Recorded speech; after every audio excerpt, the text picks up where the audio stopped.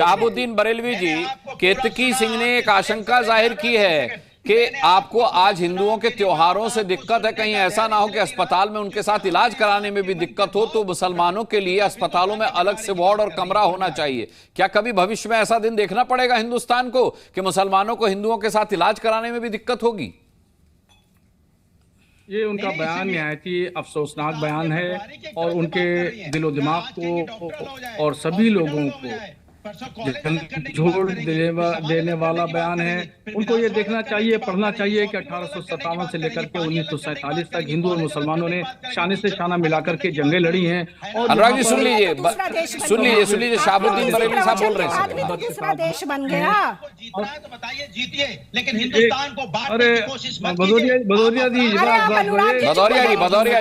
जी आपको सबने सुना है, सुन लीजिए अभी मेहमान मेरे पास बचे हुए हैं। साहस है, गूदा है तो आंख में आंख डाल के बात कीजिए। इस तरह चिल्लाने से नहीं होता है कुछ भी, पॉइंट पे बात कीजिए। ठीक है, बरेलवी साहब पॉइंट पे बात कर रहे हैं, उनको सुन लीजिए। बरेलवी साहब पॉइंट पे बात कर रहे हैं।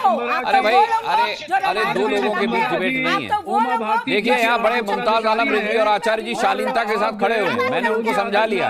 अब आप तो इतनी बड़ी पार्टी के प्रवक्ता हैं। अनुराग भदौरिया शांत हो जाइए। बरेलवी साहब बोलिए। ऐसी भाषा शैली के लिए उन पे संवैधानिक कार्रवाई होनी चाहिए। मैं ये कह रहा हूँ कि हमारी मोहतरमा विधायिका जी जो है वो अब जम्मू कश्मीर से विधानसभा का इलेक्शन लड़ेंगी। 2027 में जो इलेक्शन होगा वो जम्मू कश्मीर से आप विधायक बनेंगे और हम सब लोग मिल करके वहां पर मुस्लिम बहुल सीट से जिता के लेकर के आएंगे और भाजपा की टिकट से आप लड़ेंगे। शुभकामनाएं आपके इस आशीर्वाद के लिए। पर ये मेरा देश है, आप मुझे नहीं बता सकते। अरे बरेलवी साहब का भी देश है ये, शहाबुद्दीन बरेलवी का देश नहीं है क्या? और आपको जो है वो मुख्यमंत्री जी आपको अपना चेहरा नहीं दे सकते, हिंदुत्ववादी चेहरा वही रहेंगे, आप नहीं बन सकती हिंदुत्ववादी चेहरा। आप कोशिश मत करिए। अरे जाइए, आपके मुंह से योगी आदित्यनाथ जी का नाम भी अच्छा नहीं लगता है। ये कुछ कोशिश नहीं कर रही। अरे भाई उनके मुख्यमंत्री हैं, वो तो नाम लेंगे। ये पर्सनल फाइट हो रही है। कुछ कोशिश नहीं कर रही। आपको जम्मू कश्मीर से विधायक बनवाएंगे। मोहतरमा इस तरह का मत दीजिए। बहुत धन्यवाद। कम से कम आप किसी का तो भला करने में आप लगे हैं, किसी का तो आप अच्छा बोल रहे हैं। बहुत धन्यवाद, प्रभु आपको सद्बुद्धि दे। तो हम लोगों ने, तमाम मस्जिद के इमामों ने, तमाम मुतवल्लियों ने इकट्ठा होकर के ये तय किया कि जुमे के दिन होली होगी तो होली के सम्मान में 2 बजे नमाज करेंगे। ये बहुत प्रशंसनीय फैसला है बरेलवी साहब, जिस तरीके से मुसलमानों ने फैसला किया है कि होली के चलते उन्होंने अपनी नमाज जो है वो डिले की है। अमितोष पारिक, क्या जरूरत है इस तरीके के बयानों की? आप मानते हैं इस तरीके के बयानों की जरूरत है जो विवाद पैदा करें? बिल्कुल अनुराग जी, मेरा एक निवेदन है, मैं मेरे विषय को बहुत जल्दी से सिंक्रोनाइज करूंगा, लेकिन एक एक करके इसको समझ में आ जाए कि इसकी आवश्यकता क्यों है। अंबेडकर से शुरू करते हैं। कहा अपनी किताब में, a Muslim brotherhood is not a universal brotherhood, it lies for Muslim to Muslim in India. और वो भारत को अपने देश मान ही नहीं सकते जब तक दरुल हरब और दरुल इस्लाम नहीं हो जाता। इनकी खुद के मजहब ने जब अपने आप को हमसे बांट दिया, जब देश को धर्म के नाम पे बांट दिया, और आज ये हमें सिखा रहे। अब आप देखिए इंसिडेंट, एक गीता 14 साल की लड़की का बलात्कार कर दिया जाता है मदरसे में गाजियाबाद में, कहां चले जाते हैं ये? मुरादाबाद में 14 साल की लड़की का बलात्कार कर दिया जाता है, कहां चले जाते हैं ये? गुजरात, दिल्ली, मुरादाबाद, कर्नाटक में मंदिर तोड़ दिए जाते हैं, कहां चले जाते हैं ये? इंडिया के जीते का 9 में आगजनी कर देते हैं, कहां चले जाते हैं ये? अल अजहर कहता है कि rapping Hindu women is right, कहां चले जाते हैं? जब नू दंगों के बाद घुस के मुसलमान लोग लड़कियों को बाहर निकाल के फेंकते हैं, कहां चले जाते हैं? हर बार देश में बांटने का काम खाने में तू ना हो, या देश को बांटना हो या बलात्कार करना हो।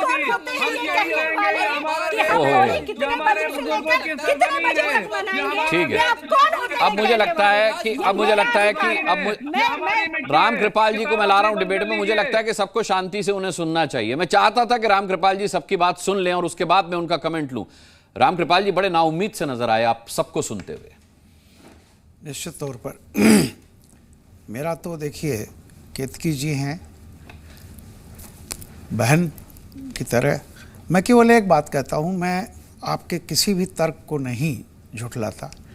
देखिए अनुराग जी, मैंने आपके शो में एक बार और भी कहा था कि छुरी जो है ना, जो किचन में होती है वो नींबू काटने के लिए होती है, औजार भी है, लेकिन अगर आप उससे गला काटे तो हथियार हो जाएगी।